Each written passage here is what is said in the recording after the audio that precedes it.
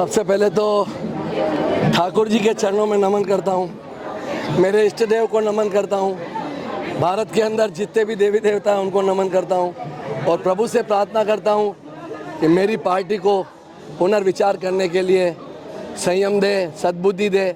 और भारतीय जनता पार्टी ने जिस तरह का गलत निर्णय किया है, मैंने कल भी कहा, परसों भी कहा, आपके चैनल के माध्यम से भी कहा, मेरा एमएलए बनना मेरा देह नहीं, मेरे स्वाभिमानी रैली के पीछे देह है भारतीय जनता पार्टी का और उदयपुर की जनता का स्वाभिमान रहे। अगर आज कार्यकर्ता के साथ अपमान होगा और कार्यकर्ता अगर विरोध नहीं करेगा, कार्यकर्ता अपने मन की भावना को व्यक्त नहीं करेगा तो कहाँ करेगा। जिस व्यक्ति का नाम उदयपुर की सूची में ना हो, जिस व्यक्ति का नाम राजस्थान की पैनल की सूची में ना हो, उसे किसी एक व्यक्ति के दबाव के कारण टिकट दे देना, इस चीज़ का विरोध है। मैं किसी भी कीमत में पार्टी की नीतियों के खिलाफ नहीं हूं और आज जिस तरह से प्रशासन को एक व्यक्ति के दबाव में यह कृत्य किया जा रहा है, क्या मेरे ठाकुर जी के दर्शन नहीं कर सकता? क्या मैं भगवान जगन्नाथ जी के दर्शन नहीं कर सकता? मैं साधु संतों के दर्शन नहीं कर सकता? और अगर मेरे साथ अगर उदयपुर की जनता और मेरे कार्यकर्ता या मेरे फॉलोअर्स आते हैं, उनको जिस तरह से पुलिस प्रशासन रोक रहा है, मैं प्रशासन से भी निवेदन करता हूं। 8:30 बजे 9 बजे हमने एप्लीकेशन दे दी स्वीकृति के लिए, उन्होंने छाप लगा कर कहा अब आवश्यकता नहीं है स्वीकृति की। उसके पश्चात अगर स्वाभिमान रैली निकलती है और प्रशासन जिस तरह के साथ कर रहा है, मैं एसपी साहब और प्रशासन से भी निवेदन करता हूं, किसी कार्यकर्ता नहीं, उदयपुर की जनता के साथ खिलवाड़ न करें। बाकी आगामी दिनों के अंदर परिणाम खराब होंगे, जिसका समस्त हर्जाना पुलिस प्रशासन को भुगतना है। आगामी निर्णय क्या है आपका? आगामी निर्णय आप जो गृह निर्णय लेंगे, अभी तक तो कुछ हुआ नहीं। अगर इस तरह से प्रशासन को रोकेंगे, प्रशासन हमारे को रोकेगा, देव दर्शन के लिए रोकेगा। आज माता जी के दिन चल रहे हैं, आज यहाँ पर निश्चित रूप से देव दर्शन करने के लिए कल अष्टमी थी, आज प्रभु के दिन चल रहे हैं, माता जी के दिन चल रहे हैं और हम अगर दर्शन करने के लिए निकलते हैं, इसमें भी रोका रोकी करना यह बिल्कुल दुर्भाग्यपूर्ण है। पार्टी स्तर पर जो एक चीज आपने बताया कि अगर पार्टी टिकट नहीं बदलती है तो आप क्या करेंगे? क्या मैं बिल्कुल आपके चैनल के माध्यम से 3 दिन से कह रहा हूँ, पार्टी नई निर्णय बदलेगी तो मुझे मेरे मित्रों के साथ, उदयपुर की जनता के साथ, मेरे सभी समाज के लोगों के साथ बैठकर निर्णय करने के लिए विवश होना पड़ेगा। समय आएगा। समय भाजपा के समर्थन करते हुए लगातार कांग्रेस का विरोध किया और हाल ही आपने कहा कि कांग्रेस से अगर बुलावा आता है या कांग्रेस से बुलावा, मैंने किसी भी कीमत में ये नहीं कहा कि कांग्रेस का बुलावा आता है। मेरे लिए सभी द्वार खुले हुए हैं। मेरे को अगर मजबूर करोगे, जिस संगठन को मैंने 50 साल देकर पार्टी को आज शीर्ष स्थान पहुंचाने में हजारों लाखों कार्यकर्ताओं ने योगदान दिया, उसमें एक अन्ना छोटा सा कार्यकर्ता मैं भी हूं। लेकिन अगर कार्यकर्ताओं को अपमान होगा तो ऐसी स्वाभिमानी रैली निकालने की आवश्यकता पड़ेगी और स्वाभिमानी के साथ में मेरे लिए सभी द्वार खुले हैं। मैंने ये नहीं कहा कि मैं कांग्रेस में जा रहा हूँ, मेरे लिए सभी द्वार खुले हैं। सभी लोगों के सामने कह रहा हूँ, आपके समाचार पत्रों और टीवी चैनलों के माध्यम से कह रहा हूँ, सोशल मीडिया के मार्फत से कह रहा हूँ, मेरे लिए सभी द्वार खुले हैं। मैं किसी एक व्यक्ति के साथ बंधा हुआ व्यक्ति नहीं हूँ। अगर स्वाभिमान के साथ जीना है तो हर रास्ता खुला है, जहाँ पर प्रभु बुलाएगा वहाँ पर मैं जाऊँगा। भाई साहब, आज ऐतिहासिक शक्ति प्रदर्शन हो गया, अगर कोई अलग राह चुनते हैं आप तो आपको लगता है जीत जाएंगे और जीत निश्चित है? ये सब भाई साहब मेरे कार्यकर्ताओं के ऊपर निर्भर करेगी, मेरे फॉलोअर्स पर निर्भर करेगी। वो मुझे कहेंगे कि इस सूली पर चढ़ना है तो मैं सूली पर भी चढ़ूंगा।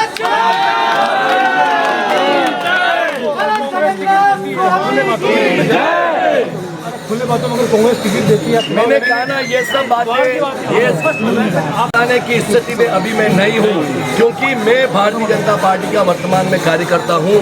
मैं संवैधानिक पद पर उपमहापौर हूँ। मैं जनता की सेवा अभी वर्तमान में कर रहा हूँ और अगर गलत रास्ता अपनाऊंगा, गलत रास्ते का तात्पर्य मेरी पार्टी के खिलाफ अगर मैं जाऊंगा, मेरे कार्यकर्ता कहेंगे तो मैं उस संवैधानिक पद से पहले फ्री होऊंगा। मैं पहले पार्टी ने मुझे जो दायित्व दिया उससे फ्री होऊंगा और उसके बाद कोई गलत काम करूंगा। इतनी राजनीतिक बुद्धि मेरे में है। पैसा विलास कि आप इतना विद्रोह करते हैं, अगर आप करते हैं तो क्या आपको लगता है पूरे राजस्थान के अंदर लोग आ रहे हैं सड़कों पर? ये विद्रोह नहीं है, ये विद्रोह नहीं है। मैं आपको कह रहा हूँ, अभी भी ये विद्रोह नहीं है। ये समाज के लोग हैं, ये मेरी उदयपुर की जनता जनार्दन है।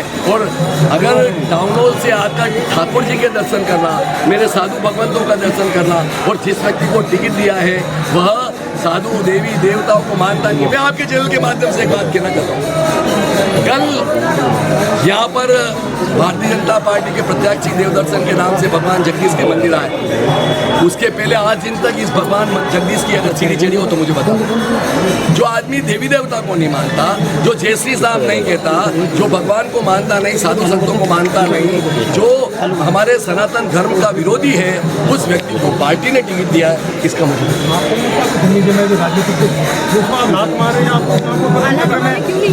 देखो भाई साहब, अगर आला कमान ने नहीं सोचा तो ये मैं तो नहीं हूँ। मेरे आज चित्तौड़ के दो बार विधायक रहे, 1,35,000 मतों से जीतने वाला विधायक, उसके ऊपर कोई आरोप नहीं, उसको भी आपने टिकट नहीं दिया तो पार्टी को सोचना चाहिए। अगर पार्टी को अगर सरकार लानी है तो पार्टी को पुनर्विचार करना चाहिए। ऐसा नहीं है कि पहली बार ऐसा हो रहा है, लेकिन विरोध इस राजस्थान के अंदर शायद भारतीय जनता पार्टी के कार्यकर्ता पहली बार कर रहे हैं। और पूर्व में भी संवैधानिक टिकट देने के बाद, प्रक्रिया अपनाने के बाद टिकट चेंज होने रहा है। और मैं अभी भी कह रहा हूँ कि मेरे को टिकट मत दो, पारस को मत दो। पारस में खामियां हैं। पारस अगर गलत काम करता है, पारस लालसा रखता है, पारस अगर मान लो महत्वाकांक्षा रखता है, मत दो पारस को टिकट।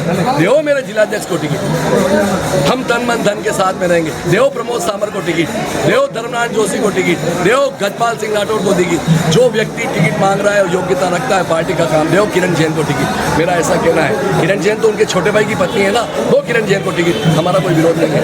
लेकिन 12 साल तक पार्टी का विरोध करने वाला व्यक्ति, बैंकों के चुनाव में आदरणीय कटारिया साहब और गुलाब भाई भारतीय जनता पार्टी के सामने चुनाव लड़ाने वाला व्यक्ति, पार्टी को तार करने वाला व्यक्ति अगर पार्टी के टिकट पर चुनाव लड़ेगा तो पार्टी का कार्यकर्ता स्वाभिमान के साथ खिलवाड़ नहीं करेगा, जागेगा जागेगा जागेगा। और उसी क्रम में यहाँ पर दम दे भाई साहब सर अनुशासन मिलता है कि आपको इसके बाद में सजा मिलेगी? मेरे ख्याल से मैंने कोई अनुशासन नहीं मैंने गुलाब जी को ये लगाया, आप इतने बड़े संवैधानिक पद पर है, यहाँ पर उदयपुर में आते हो, क्यों करते हो बीजेपी के लोगों के साथ मीटिंग है? संवैधानिक पद तो मेरे से बहुत बड़ा बोला है। अगर और आज भी वर्तमान में ये कह रहे हैं मैं संवैधानिक पद, अरे मेरा तो उपमाप और बहुत छोटा पद है मेरे भाई, आपने दिया हुआ पद है, मैं कह रहा हूँ ना। और अगर मैं गलत राह चुनूंगा, पहली बात तो मैंने सोचा नहीं है, अगर मैं दूसरा रास्ता अपनाऊंगा तो आपका पद आपको भाजपा से जुड़े दिग्गज कह रहे हैं कि पारस को जल्दी समझा लिया जाएगा, क्या समझेंगे आप इस बार? मेरे को समझाने वाले 3 दिन तक हाजत है बात करने के लिए। उनको पता है कि उनकी बातों में वजन नहीं है, मेरी बातों में दम है। मैं ये कार्यकर्ता है ना, ये लोग है ना, जनता जनार्दन, फैसला अड़ी गया, ये बात सत्य है, आपका फैसला अड़ी गया? ये सत्य है बिल्कुल कि जब तक भारतीय जनता पार्टी प्रत्याशी नहीं बदलेगी तब तक अभी तक वर्तमान फैसला अड़ी। किसी नेता के फोन का इंतजार है ऊपर से? कोई फोन का इंतजार नहीं है, वो कोई दूध पीतो बच्चों नहीं हो। मैंने 50 साल में क्या पार्टी में काम